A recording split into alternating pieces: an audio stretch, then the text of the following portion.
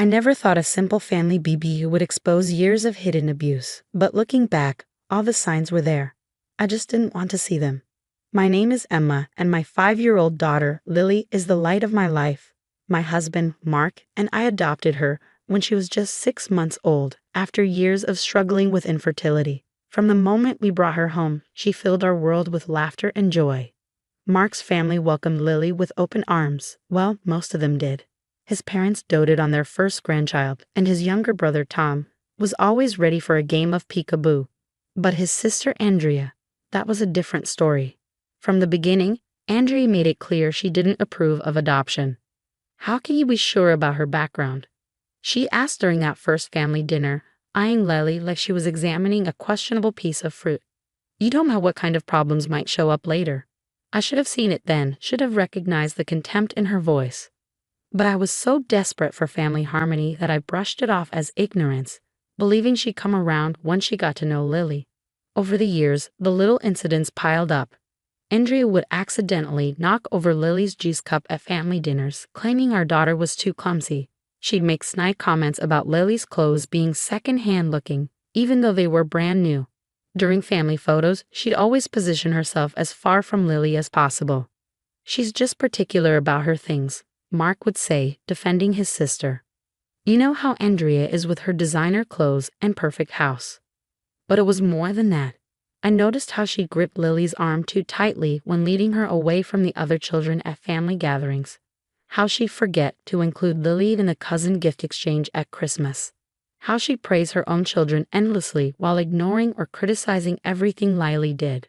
Last Sunday was supposed to be a celebration, our annual family BBQ marking the start of summer. Mark had spent the morning setting up the backyard, arranging tables and chairs, hanging fairy lights in the trees. I've been in the kitchen since dawn, preparing potato salad, coleslaw, and my famous honey-glazed ribs that everyone loves. Lily was so excited, wearing her special new sundress, yellow with white daisies, perfect for a summer party. She twirled in front of the mirror that morning, declaring herself a sunshine princess. The trouble started almost as soon as Andrea arrived with her husband, Mike, and their 2 kids. She swept in wearing what looked like a new designer dress, white with delicate lace trim, entirely impractical for a backyard BBQ. "Oh, Emma," she said, air kissing my cheek. "Still using that same old grill? You really should upgrade. The smoke from those ancient things can be so dangerous." I bit my tongue, reminding myself that keeping the peace was worth more than defending our perfectly good grill. Lily ran up to greet her cousins, 7-year-old Sophie and 8-year-old Jake. "Want to see my new fairy house?" she asked them eagerly. "Daddy helped me build it yesterday." Before the kids could respond, Andrea stepped between them. "Sophie and Jake need to stay clean for their piano recital photos later," she said sharply. "Go play by yourself, Lily." I watched my daughter's face fall, but before I could intervene, Mark's parents arrived, and soon the backyard was full of extended family, neighbors, and friends. The air filled with laughter, conversation, and the smell of grilling meat. I was at the drinks table, refilling a lemonade pitcher, when I heard it, the sharp crack of a slap followed by a child's cry. The sound cut through the party chatter like a knife. I turned just in time to see Lily stumbling backward, her hand pressed to her cheek, tears streaming down her face. Andrea stood over her, face contorted with rage. "Look what you've done," she screamed, gesturing at her white dress, which now sported a red punch stain. This was brand new. "Do you have any idea how much this cost?" The world seemed to stop. Everyone froze, conversations dying mid-sentence. I dropped the pitcher, barely registering the sound of breaking glass as I ran to my daughter. "How dare you?" I scooped Lily into my arms, her small body shaking with sobs. "How dare you put your hands on my child?" Andrea's face was red with anger. "Look at my dress. She did it on purpose. She's always been a problem child. Everyone knows it. This is what happens when you don't know where they come from, what's in their blood." "Get out." Mark's voice cut through his sister's tirade. He'd appeared beside me, his hands clenched into fists. "Get out of our house right now." "Are you serious?" Andrea looked around at the shocked faces of our guests, seemingly realizing for the first time that everyone had witnessed her actions. "She ruined my dress. I spent. I don't care if it's $1,000 dress," Mark growled. "You hit my daughter. Get out." As Mike hurriedly gathered their kids and led Andrea away, she turned back, pointing at Lily. She's not even your real daughter. When are you going to? Is everything okay over here? A voice interrupted from over our fence. Our neighbor, Susan, was standing in her yard, phone in hand. I heard shouting. Do you need help? I hugged Lily closer, feeling her tears soaking into my shirt.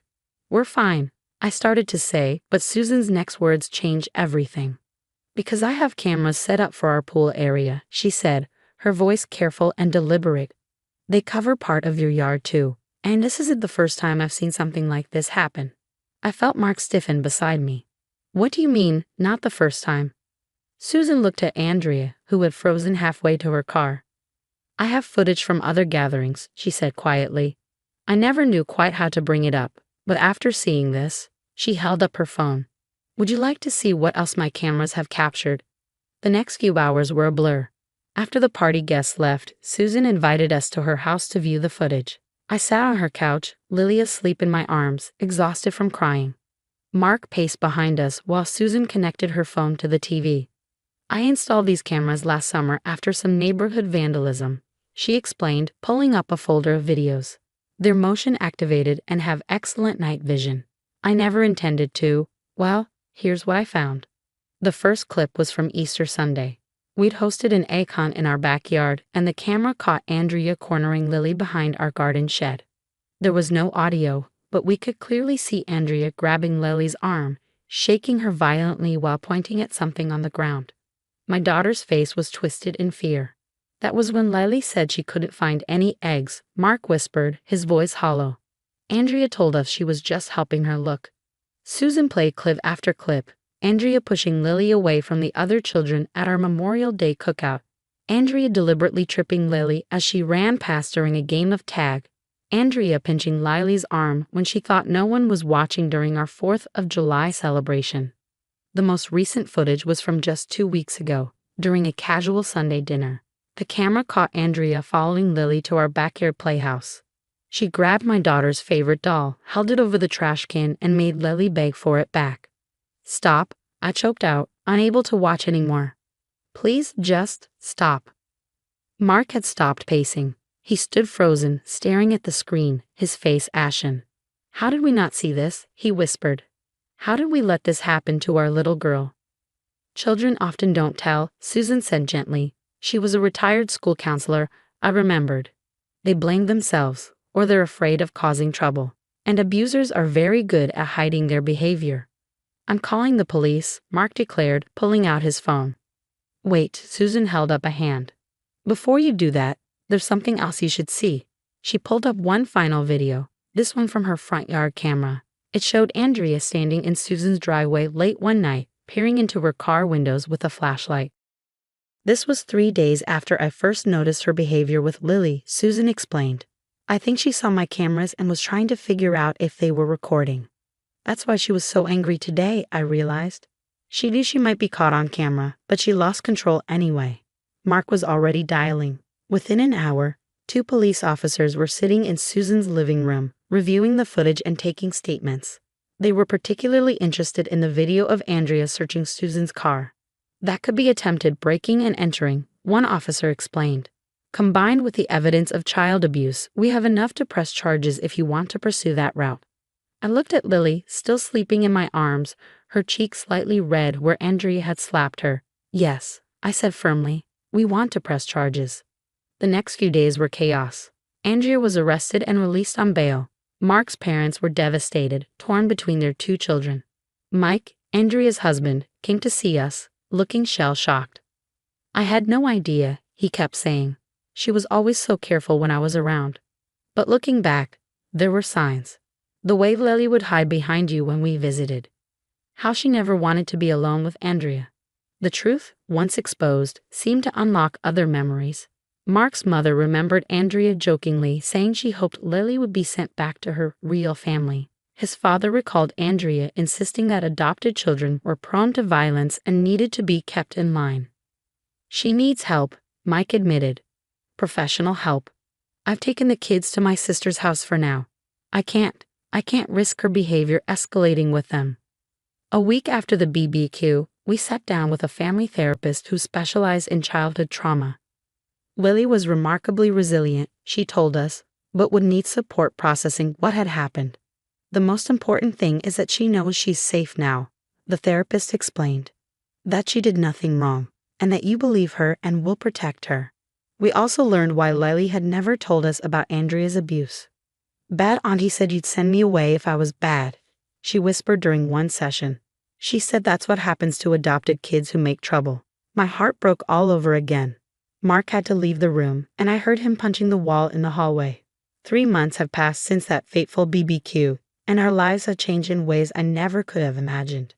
The court case against Andrea moved surprisingly quickly, thanks to Susan's video evidence and multiple witnesses from the party. Andrea's lawyer tried to paint it as a one-time loss of control, but the security footage told a different story. When the judge watched the videos of her systematic abuse of Lily, his face hardened. The final verdict came down last week. Andrea was sentenced to 2 years probation, mandatory psychiatric counseling, and a restraining order preventing her from coming within 500 feet of Lily or our home. But the legal consequences were just the beginning. The exposure of Andrea's abuse sent shockwaves through the entire family. Mike filed for divorce, refusing to risk his children being influenced by their mother's behavior. Mark's parents, after their initial shock, became Lily's fiercest protectors. We failed her once, my mother-in-law said tearfully during a family therapy session. We won't fail her again. The most profound change has been in Lily herself. Like a flower finally free from shade, she's blooming. No more hiding behind my legs at family gatherings. No more mysterious stomach aches before family visits. She laughs louder, plays harder, and her nightmares have become less frequent. Last week, she did something that made my heart soar. Safi and Jake, Andrea's children, came for their first supervised visit since everything happened. They'd been asking to see their cousin, and their therapist thought it would be good for all the children to maintain their relationship. I was nervous, but I needn't have been. Lily ran straight to them, pulling them toward her new art table. Want to see my paintings? She asked, her voice strong and clear. Daddy got me special paints that don't stain clothes. The children spent the afternoon drawing together, whispering and giggling like nothing had changed. In a way, nothing had. They were just kids, innocent of their parents' issues. Susan, our neighbor who exposed the truth, has become family. She and her husband John join us for dinner every Sunday, and Lily calls her Aunt Sue. Without her cameras and her courage to speak up, who knows how long the abuse might have continued. I just wish I'd said something sooner, Susan told me one evening as we watched Lily playing in her backyard, visible through those same security cameras that had revealed the truth. You said something when it mattered most, I assured her. When you could prove it. Mark has changed too. Gone is the brother who made excuses for his sister's behavior. He's in therapy, working through his guilt about not protecting Lily sooner. Last night, he sat on the edge of her bed during story time, watching her sleep long after she dozed off. I keep thinking about all the times she tried to tell us, he whispered when I found him there. The little signs we ignored because we couldn't imagine Andrea would. I took his hand. We know now, and will never let anyone hurt her again. As for Andrea, we heard through Mark's parents that she's finally getting the help she needs. Her therapist diagnosed her with several underlying mental health issues, and she's on medication now. She sent a letter through her lawyer, trying to explain her actions, her own childhood trauma, her struggles with infertility, her irrational fear that an adopted child would somehow break apart the family. We didn't respond. Maybe someday when Lily is older, she can decide if she wants contact with her aunt. But for now, our job is to protect her, to make sure she grows up knowing she's loved, safe, and absolutely perfect exactly as she is. Yesterday during our weekly family dinner, now held at our house every Friday, I watched Lily teaching her cousins a new clapping game. Her laughter rang through the house, pure and uninhibited. Mark's parents sat nearby, beaming at their grandchildren. Mike was there too, looking more relaxed than he had in months. Susan and John brought their famous apple pie, and we all sat in the backyard under the same fairy lights from that terrible BBQ day. But this time, there was no tension, no underlying current of cruelty. Just family, not defined by blood or adoption papers, but by love, protection, and truth. Later that night, as I tucked Lily into bed, she hugged me tight. "Mommy," she whispered, "I'm glad Bad Auntie was wrong." This is my real family, isn't it? Yes, baby, I said, kissing her forehead. This is your real family, forever and always. The security cameras still watch over our yard, silent guardians of our peace. But these days, they only capture moments of joy. Lily playing with her cousins, family gatherings full of laughter, and the occasional neighborly wave from Susan next door. Sometimes the worst moments in our lives lead us to the best changes, and a single act of exposure can cleanse years of hidden darkness.